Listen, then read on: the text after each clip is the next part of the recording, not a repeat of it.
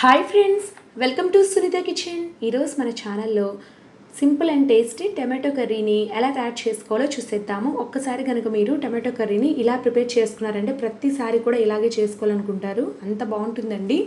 ఈ కర్రీని మనం అన్నంలోకే కాదు, చపాతీ, పుల్కా, రోటీ, దోశ, ఇడ్లీ ఇలాంటి వాటిలో కూడా తినచ్చు. చాలా చాలా బాగుంటుంది. ఒకసారి తయారు చేసి పెట్టుకుంటే 3 రోజుల వరకు నిలువ ఉంటుందండి, ఏమీ పాడవ్వదు. ముందుగా అయితే నేను ఇక్కడ చిన్న ఉసిరికాయ సైజ్ అంతా చింతపండు తీసుకొని ఒకసారి శుభ్రంగా కడిగి వాటర్లో నానబెట్టి పెట్టుకుంటున్నాను. ఈ చింత రసాన్ని మనం ఈ కర్రీలో యూజ్ చేసుకుంటామండి. చాలా తక్కువ పడుతుందన్నమాట.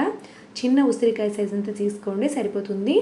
ఇప్పుడైతే స్టవ్ మీద ఒక కడాయి పెట్టుకొని 2 టేబుల్ స్పూన్ల దాకా ఆయిల్ వేసి వేడి చేసుకోవాలి. మీరు తీసుకునే టమాటాల క్వాంటిటీని బట్టి ఆయిల్ అనేది ఎక్కువ తక్కువ చేసుకోండి. ఆయిల్ బాగా వేడెక్కిన తర్వాత ఇందులోకి పోపు దినుసులు వేసుకోవాలి. మినపప్పు, శనగపప్పు, ఆవాలు, జీలకర్ర ఇవన్నీ కలిపి 1 టేబుల్ స్పూన్ దాకా వేసుకొని దోరగా వేయించండి.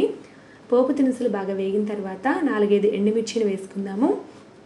అదేవిధంగా చిన్న ముక్కలుగా కట్ చేసి పెట్టినటువంటి 2 మీడియం సైజు ఉల్లిపాయలు, అలాగే 3-4 పచ్చిమిర్చిని ఇలాగా కట్ చేసి వేసుకోండి పొడవుగా.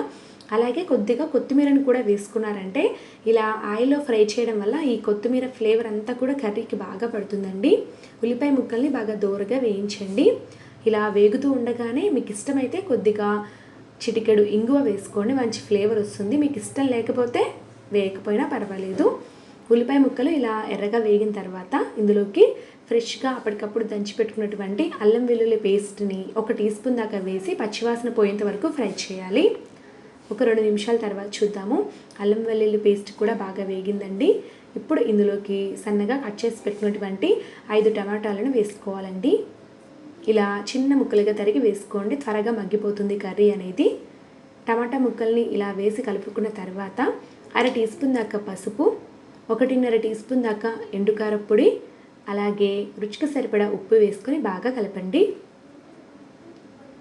ఈ పసుపు, ఉప్పు, కారం అంతా కూడా టమాటా ముక్కలకి పట్టే విధంగా కలపాలండి. ఇప్పుడైతే ఈ కడాయి మీద మూత పెట్టేసి 2-3 నిమిషాల పాటు ఉడికించాలండి. ఈలోపు టమాటా ముక్కలు ఇంకాస్త మెత్తపడతాయి, బాగా ఉడికిపోయి మెత్తగా అవుతుందన్నమాట కర్రీ అనేది. 3-4 నిమిషాల తర్వాత మూత తీసి చూద్దాము. టమాటా ముక్కలు బాగా మెత్తగా ఉడికిపోయాయండి. కర్రీ చూడండి ఎంత బాగా ఉందో గ్రేవీ అనేది. ఇప్పుడు ఇందులోకి ముందుగా మనము పెట్టుకున్నాం కదా చింతపండు రసాన్ని అందులోకి వేసుకోవాలి. చింత తొక్కుని పక్కన పెట్టేసి రసం మాత్రమే వేసుకోండి. చింత రసాన్ని ఇందులోకి వేసుకున్న తర్వాత తగినన్ని నీళ్లు కూడా పోసుకోవాలండి. ఇప్పుడు కర్రీని మనం బాగా ఉడికించాలన్నమాట హై ఫ్లేమ్లో.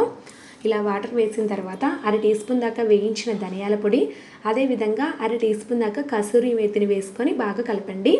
ఈ కసూరి మేతిని వేయడం వల్ల కర్రీకి మంచి ఫ్లేవర్ వస్తుందండి. ఇది లేకపోతే ఫ్రెష్గా మనకి మెంతికూర దొరుకుతుంది కదా, అది కూడా ఒక గుప్పెడు వేసుకున్నారంటే శుభ్రంగా కడిగి కట్ చేసి చాలా బాగుంటుంది. లేకపోతే అవాయిడ్ చేయండి, ఏం పర్వాలేదు. ఇప్పుడైతే మూత పెట్టేసి 5 నిమిషాల పాటు హై ఫ్లేమ్లో ఉడికించారంటే మనకి కర్రీ దగ్గర పడిపోతుంది. 5 నిమిషాల తర్వాత మూత తీసి చూద్దాము. మంచి గ్రేవీతో టమాటో కర్రీ రెడీ అయిపోయింది చూడండి. సూపర్ టేస్టీగా ఉంటుందండి. వెంటనే స్టవ్ ఆపి తరిగిన కొత్తిమీరను పైన మరికొద్దిగా చల్లుకొని బాగా కలుపుకోండి. అంతేనండి, ఎంతో రుచికరంగా ఉండే ఇన్స్టెంట్ టమాటో కర్రీ మనకి రెడీ అయిపోయినట్లే. చాలా చాలా బాగుంటుందండి. సో ఫ్రెండ్స్, చూసారు ఎంతో రుచికరంగా ఉండే టమాటో కర్రీ రెడీ అయిపోయింది. అది కూడా చాలా తక్కువ టైంలో ఈజీగా అయిపోయింది చూడండి. బ్యాచిలర్స్కి బాగా యూజ్ అవుతుందండి ఈ వీడియో అనేది. ఖచ్చితంగా ట్రై చేయండి. ఈ కర్రీని మనం అన్నంలోకే కాదు, చపాతీ, పుల్కా, రోటీ, రాగి సంగటి, అలాగే ఇడ్లీ, దోశల్లో కూడా తినొచ్చు అనమాట. అంత బాగుంటుంది. ఒకసారి కనుక కర్రీని కాస్త ఎక్కువ మోతాదులో తయారు చేసి పెట్టుకుంటే 2-3 రోజుల వరకు కూడా నిలవ ఉంటుంది, ఏమీ పాడవ్వదు. సో ఫ్రెండ్స్, ఈ రెసిపీ మీకు బాగా నచ్చినట్లయితే వీడియోని లైక్ చేయండి. అదేవిధంగా మరిన్ని టేస్టీ రెసిపీస్ కోసం మన ఛానల్ని సబ్స్క్రైబ్ చేసుకోండి. Thank you for watching.